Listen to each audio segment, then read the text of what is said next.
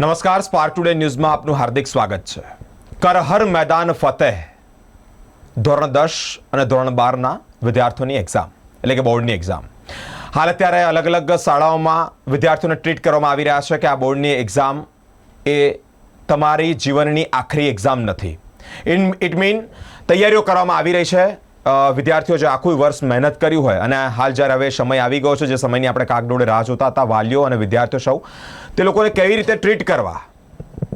3 કલાકની exam timing હોય, timing management સાથે સાથે અત્યારે થોડા સમય બાકી છે, ગણ્યા ગાંઠ્યા કલાકો બાકી હોય તે પ્રમાણે મેન્ટલી કેવી રીતે ફિટ રહેવું, કયા સબ્જેક્ટ પર જાજુ ફોકસ કરવું, કયો સબ્જેક્ટ વીક પડે તો એના પર કેટલી મહેનત કરવી, આ તમામ બાબતે ત્યારે અલગ અલગ શાળાઓમાં બોર્ડના વિદ્યાર્થીઓને તૈયાર કરવામાં આવી રહ્યા છે. ધોરણ 10 અને 12 10th અને 12thના વિદ્યાર્થીઓ બોર્ડની એક્ઝામ જે આપવા જાય, દર વર્ષે અમે અલગ અલગ રીતે શાળાના આચાર્યોને બોલાવ્યા છે અને કયા પ્રકારની તૈયારીઓ કરવી જોઈએ. હાલ અત્યારે જ્યારે અંતિમ તબક્કો છે, છેલ્લો ટાઈમ છે, ત્યારે કઈ કઈ બાબતો પર ખાસ ધ્યાન રાખવું જોઈએ તે જ અંતર્ગત તમારી સાથે સ્પાર્ક ટુડે ન્યૂઝના સ્ટુડિયો પર જેમ વિદ્યાલયના પ્રિન્સિપાલ સર પરેશ સર અમારી વચ્ચે ઉપસ્થિત છે, સાથે જ પૂર્વીબેન પણ ઉપસ્થિત છે જેઓ સાયકોલોજિસ્ટ કહેવાય કે માનસિક સંતુલન આ ટાઈમે કેવી રીતે જાળવી રાખવું તેની પણ માહિતી આપશે. સૌપ્રથમ સર પાસેથી જ માહિતી લઈશું. સર, સ્પાર્ક ટુડે ન્યૂઝમાં હાર્દિક સ્વાગત છે. ખૂબ ખૂબ આભાર.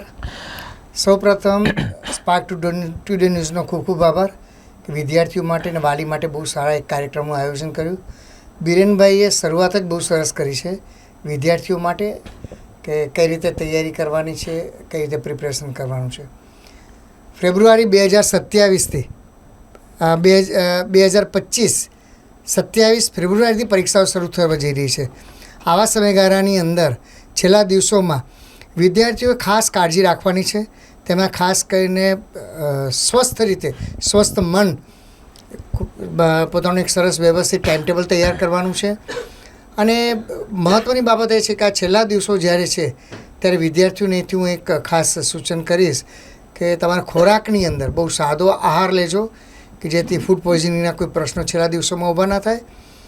ખાસ મહત્ત્વની બાબત કે જ્યારે વાહન ચલાવવાનું થાય તો ઘણા વર્ષોથી એવા અનુભવ થતા હોય છે કે વિદ્યાર્થીઓ છેલ્લા દિવસોની અંદર ક્યાંક અકસ્માત કરી બેસે છે અને પરીક્ષા નથી આપી શકતા.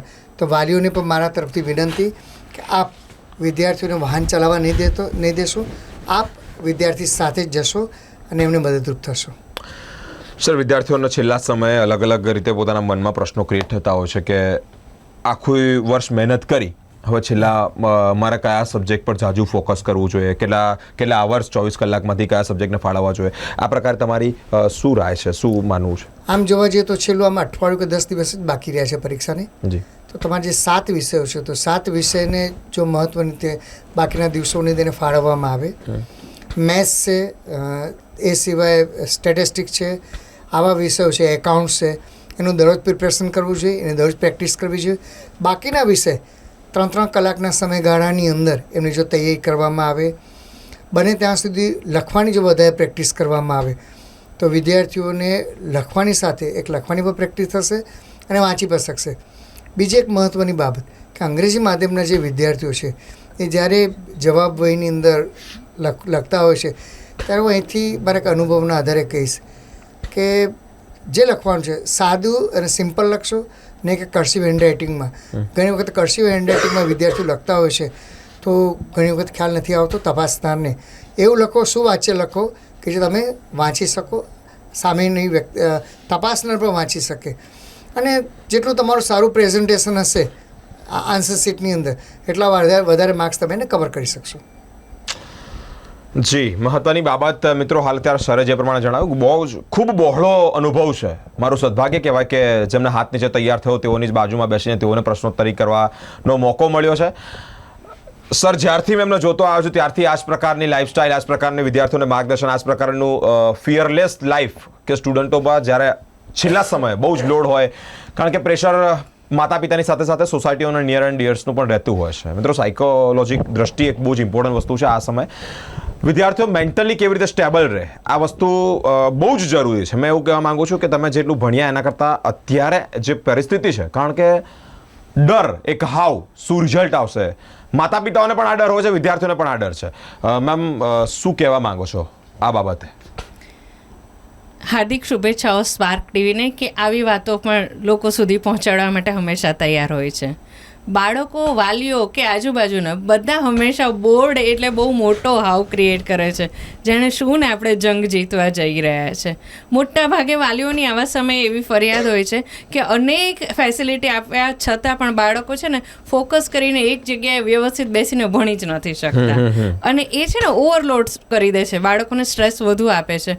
હકીકતે કોઈ પણ વ્યક્તિ એક રૂમમાં ભરાઈને કેટલા કલાક બેસી શકે, અને સતત એકનું એક કામ કેવી રીતે થઈ શકે? બધાને થોડા ટાઈમનો બ્રેક જોઈએ, અને આજુબાજુ થોડા હરતા ફરતા રહે તો રિલેક્સ રહે.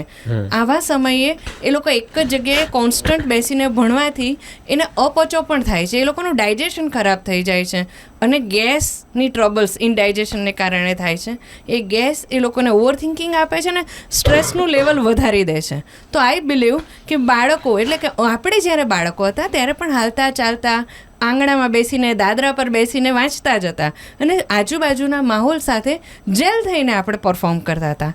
એટલે ઉપરવાળા પર ભરપૂર શ્રદ્ધા રાખો, પોતાની મહેનત પર વિશ્વાસ રાખો, અને આગળ પણ સખત મહેનત કરવાની તૈયારી રાખશો તો ચોક્કસથી આ જીવન પરિણામો સારા જ આવશે. પરિણામ અને પરીક્ષા બંને જીવનનો પરિશ્રમ દેખાડે છે. જ્યાં સુધી તમે પરિશ્રમી નહીં બનો ત્યાં સુધી ક્યારે પણ પરિણામ સારા મળશે નહીં. તો પરિશ્રમી બનો, અને બધા માટે ઈશ્વરે કોઈને કોઈ જગ્યા રાખી જ છે. તો એવું નહીં ચિંતા કરતા કે મારા આ સબ્જેક્ટમાં સારા કે ઓછા માર્ક આવશે, મારી તૈયારી નથી, અથવા તો સોસાયટીના પ્રેશરમાં આવીને કે હું શું કરીશ પછી, એ નહીં વિચારતા દરેક વ્યક્તિએ પોતાના વિષયમાં ડૉક્ટરેટ થવું જોઈએ. એટલે તમે કદાચ ટેલરિંગ કરો છો તો તમારા જેવું બીજું કોઈ સરસ કામ ના કરી શકે. સંપૂર્ણ નિષ્ઠાભાવથી બેસ્ટ આપવાની તૈયારી એને ડૉક્ટરેટ કહેવાય. એટલે આપણે જે પણ પરિણામ હશે, આપણે પરીક્ષાથી શીખીશું કે આપણને શું ગમે છે અને આપણે શેના માટે બન્યા છે, અને જે વિષય પર આપણે પારંગત લઈ રહ્યા છે એમાં ખૂબ જ નિષ્ઠાભાવથી ખૂબ મહેનત કરીને ડૉક્ટરેટ બની જઈશું. તો ચિંતા શેની છે? આપણે બધા ભવિષ્યમાં જીતવાના જ છે. પરીક્ષા તો માત્ર એક પેટર્ન છે કે રોજ કંઈક નવી તકલીફ આવવાની છે, અને એ તકલીફોમાંથી આપણે જીતી જવાનું છે. ધોરણ 10 અને 12 પૂરતું સીમિત નહોતું. જીવનના જીવન જીવતા એક પ્રત્યક્ષ વ્યક્તિ માટેનું એક બહુ મોટું લેસન હતું. દરરોજ પોતાની જાતને તૈયાર કરવી છે, દરરોજ એક નવી ચેલેન્જ તમારા માટે ઊભી છે. ધોરણ 10 મારા મુતાબિક, મારી ભાષામાં, મેં સરળ ભાષામાં વિદ્યાર્થીઓને આમ સમજાવતો હોય કે ધોરણ 10 અને ધોરણ 12 એ જીવનની અંતિમ અને પૂર્ણ પરીક્ષા નથી. એ જીવનનો અલ્પવિરામ છે, તમારા લાઈફનો પૂર્ણ વિરામ નથી. મિત્રો, જે પ્રમાણે જે ટોનમાં જે વાત કરીને તે જ પરથી લાગી રહ્યું છે, ટેન્શન લેવાની કોઈ જરૂર નથી. વિદ્યાર્થીઓની સાથે સાથે વાલીઓએ પણ આ શીખવા જેવું છે કે તમારું બાળક સોસાયટીની નજરે કેવું છે એના કરતાં આપ એને તમારી નજરથી કઈ રીતે જોઈ રહ્યા છો ને, દેટ્સ અ બિગ થિંગ. અને મને લાગે છે કે આ જ વિચાર એના ભવિષ્યમાં મોટો માણસ બનાવશે. સર, શું કહેવા માંગો છો? જે વિદ્યાર્થીઓ અત્યારે એન્ડિંગ ટાઈમે આખું વર્ષ મહેનત કર્યું, એન્ડિંગ ટાઈમે કયા પ્રકારની પ્રિપેરેશન કરે, કયા વિષયોમાં પોતાનું ડેપ્થ, પોતાનું નોલેજ રાખે? ખાસ તો મહત્ત્વની બાબત છે કે છેલ્લા દિવસોની અંદર હું એવું માનું છું કે જે તમે એક મટીરિયલ યુઝ કરતા હો એને જ કરો. વધારે બીજા કોઈ પ્રકાશનો હાથમાં ન લો, ક્યાંક પર તમે એની અંદર ગૂંચવાઈ જશો. મહત્ત્વની બાબત. બીજી મહત્ત્વની બાબત છે કે તમારી પાસે એક આયોજન પત્ર હોવું બહુ જરૂરી છે. કેટલા દિવસો બાકી છે, કેટલા કલાકો બાકી છે, અને દરેક પ્રશ્નનું જે પરિણામ એટલે કે સમયપત્રક આપ્યું છે બોર્ડનું, વચ્ચે વચ્ચે રજાઓ પણ આવે છે, એને પણ ધ્યાનમાં રાખો. તમે જે તૈયારી કરશો તે ખાસ મેં અગાઉ તમને કહ્યું તેમ જે પ્રેક્ટિસના વિષયો છે એની એ પ્રમાણે તૈયારી કરો. 12 સાયન્સના જે વિદ્યાર્થીઓ છે એમના માટે થોડી અલગ ટિપ્સ હોઈ શકે કે 50 માર્ક્સ તમારો ઓબ્જેક્ટિવ છે, 50 માર્ક્સ સબ્જેક્ટિવ છે. જે ઓબ્જેક્ટિવ છે એમાં હેતુલક્ષી જે છે એમાં તમારી પાસે બહુ જ ડેપ્થ નોલેજ હોવું જોઈએ, તમારું સંપૂર્ણ વાંચન હોવું જોઈએ કે જ્યાં તમે એનો વ્યવસ્થિત જવાબ લખી શકો. અને જ્યાં સબ્જેક્ટિવ છે એ સબ્જેક્ટિવની અંદર જે પૂછાયું છે એ પ્રશ્ન તમે બરાબર સમજો. પ્રશ્ન સમજ્યા પછી તેનો ઉત્તર આપવાનો પ્રયાસ કરો તો તમારા માર્ક્સ બહુ સારી રીતે આવી શકશે. બીજી મહત્ત્વની બાબત, મેં તમને જે કહ્યું તેમ કે વર્ગખંડની અંદર જ્યારે એટલે કે જે પરીક્ષા ખંડમાં આપ જશો ત્યારે શરૂઆતમાં 10 મિનિટ તમને મળતી હોય છે. એ 10 મિનિટ તમારે તમારા પાસે તમને મળેલું પ્રશ્નપત્ર એને બહુ ધ્યાનથી વાંચો, ધ્યાનથી સમજો, ત્યાર પછી તમે લખવાની શરૂઆત કરો. અને મારી આપને વિદ્યાર્થીઓને ખાસ હાર્દિક શુભકામના કે ખાસ પરીક્ષા ખંડની અંદર જ્યારે પણ આપ જાઓ બહુ જ ખુલ્લા વ્યવસ્થિત કપડાં પહેરીને જાઓ, સાદા કપડાં પહેરો, બને ત્યાં સુધી બૂટ ના પહેરો, ચંપલ પહેરીને જાઓ, કારણ કે આ બધા નિયમો છે. અને તમારી સાથે વોટર બોટલ લઈ જાઓ પણ પારદર્શક હોવી જરૂરી છે. એટલી જ બાબતની કાળજી રાખશો તો 10મું ને 12માની પરીક્ષા અગાઉ તમે કહ્યું તેમ કંઈ એટલી બધી ગભરાવાની કોઈ જરૂર નથી. વિદ્યાર્થીઓ અત્યાર સુધી ઘણી બધી પરીક્ષાઓ આપી ચૂક્યા છે, એમાંની જ એક પરીક્ષા છે, એટલે હાવ મગજમાંથી દૂર કરી દેવું પડશે. અને ખાસ વાલીઓને વિનંતી કે જ્યારે વિદ્યાર્થી પરીક્ષા ખંડની અંદર જતો હોય છે, પરીક્ષા સેન્ટર પર જતો હોય છે, 3 કલાક બહાર આપણે ઊભા રહેવાની જરૂર નથી. આપ આપણા કામની અંદર પહોળવાઈ જાઓ. જ્યારે પેપર પૂરું થવાનું ત્યાં 10 મિનિટ પહેલાં આવી બાળકને લઈ જાઓ. ઘણી બધી બાબતો ધ્યાન રાખવા જેવી વિદ્યાર્થીઓ માટે. ધોરણ 10 અને 12ની એક્ઝામને હવે ગણતરીના દિવસો, ગણતરીના કલાકો બાકી રહ્યા હોય ત્યારે કયા પ્રકારની કાળજી રાખવાની સરે જણાવી દીધું. મિત્રો, પેરેન્ટ્સને પણ એક આ છૂપો સંદેશ છે કે બાળકોને અત્યારે બહુ હાવમાં ન રાખો, બહુ જ તેમના પર પ્રેશર ન રાખો કે આટલા કલાક હવે તારે આટલો સમય રહ્યો છે. અને મેં જે પ્રમાણે વાત કરીએ, mental stability is a big thing. આ જ મોટી વસ્તુ છે. એક જગ્યા પર બેસીને વિદ્યાર્થી વધારેમાં વધારે કેટલું વાંચી શકશે. પહેલાંના સમયમાં વિદ્યાર્થીઓ વાંચતા એ ક્યાંક ખુલ્લા વાતાવરણમાં વાંચતા, ક્યાંક પગથિયા પર બેસીને વાંચતા, ક્યાંક ઓટલા પર બેસીને વાંચતા. તો એવી રીતે પણ એમને જો અનુકૂળ લાગતું હોય તો વાંચવા દો. Ma'am, at the end of our talk, what would you suggest to the student for the mentally stability? ઘણી બધી વખત એવા અનુભવ થયા છે કે વાલીઓ છે ને આગળના દિવસે વ્હીકલ તૈયાર નથી કરતા અને બાળક છે ને અંતિમ સમયે પહોંચે છે અથવા તો પેપર ચાલુ થઈને પછી પહોંચી જાય છે. આમાં છે ને બાળક થોડુંક ડરેલું હોય ને વધારે સમય લાગતા પહોંચતા વધારે ડરી જાય છે. હું એવું અહીંયાથી આ માધ્યમે ચોક્કસ કહીશ કે તૈયારીના ભાગરૂપે ચોક્કસથી આપણે આગળના દિવસે વ્હીકલમાં પેટ્રોલ છે કે નહીં, પંચર તો નથી ને, હવા બરાબર છે ને. અને જો કેટલાક વાલીઓ એને રિક્ષામાં મૂકવા આવતા હોય છે તો એ રિક્ષાવાળાને અગાઉથી 1 કલાક પહેલાં આવીને લઈ જવાની સૂચના આપવી જોઈએ, કેમ કે ટ્રાફિક આપણા હાથમાં નથી હોતો. બાળક જો છેલ્લા સમયે અથવા તો ચાલુ પેપરે પહોંચશે ને તો એ આમ પણ થોડોક ચિંતિત છે, એ વધારે ગભરાઈ જશે, મેન્ટલ સ્ટ્રેસમાં આવી જશે અને સરસ પરફોર્મ નહીં કરી શકે.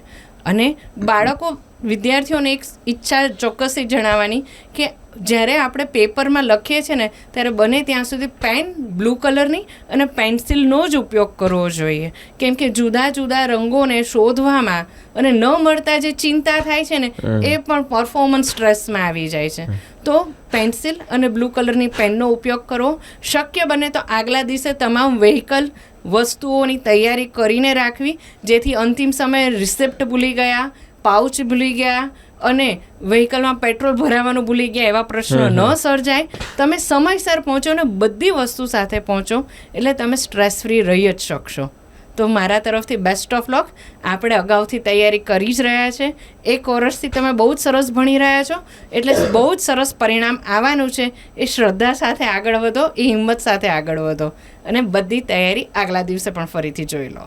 Thank you. Thank you so much. Sir, શુભેચ્છા સ્વરૂપે આપના છેલ્લા શબ્દોમાં શું કહેવા માંગો છો? બિરેનભાઈ, હમણાં બેને મને કહ્યું, જે અત્યારે રજૂઆત કરીને ઘણી બધી બાબતો એવું ધ્યાનમાં આવી. હોલ ટિકિટ બસ 1-2 દિવસમાં આવી રહી છે. જ્યારે પણ તમને હોલ ટિકિટ મળે ત્યારે હોલ ટિકિટને સંપૂર્ણ એક વખત તમે જોયો તો કયા વિષયો તમે લીધા છે, કયા વિષયો છે, ભાષા એમાં કઈ છે, લેંગ્વેજ કયું છે, તમારું નામ, બાકીની બધી વિગતો બરાબર ચકાસો. કયા સેન્ટર પર તમારે પરીક્ષા આપવા જવાની છે એ પણ બરાબર જોઈ લો. હોલ ટિકિટને તમારે બહુ સારી રીતે સાચવીને મૂકી રાખવાની છે, કારણ કે હોલ ટિકિટ એક બહુ જ મહત્ત્વનું એક એવું સાધન છે કે જ્યારે તમારી પરીક્ષા પૂરી થઈ જશે પછી પણ તમને એ બહુ કામ લાગશે. અને હોલ ટિકિટને ક્યારે પણ લેમિનેટ નથી કરાવવાની, કારણ કે જ્યારે આપ પરીક્ષા ખંડમાં જશો તો ત્યાં બ્લોક સુપરવાઇઝર્સ એની અંદર સાઇન કરશે. તો હોલ ટિકિટની બાબતની પણ વાત થઈ ગઈ કે હોલ ટિકિટનું ખૂબ મહત્ત્વ છે. એને તમારે બહુ જ વ્યવસ્થિત રીતે એનો સ્ટડી કરી અને એનો તમારે સાચવીને મૂકી રાખવાનું છે. અને એક્ઝામ પૂરી થાય ત્યારે પરીક્ષા ખંડ જ્યારે પણ છોડો ત્યારે હોલ ટિકિટને લેવાનું ભૂલતા નહીં, તમારી સાથે જ મૂકી રાખવાની છે. Thank you. અને આપ વિદ્યાર્થીઓને, ધોરણ 10 અને ધોરણ 12ના વિદ્યાર્થીઓને ખાસ હાર્દિક શુભકામના. મેં શુભકામના પાઠવી, પરેશ સરે શુભકામના પાઠવી.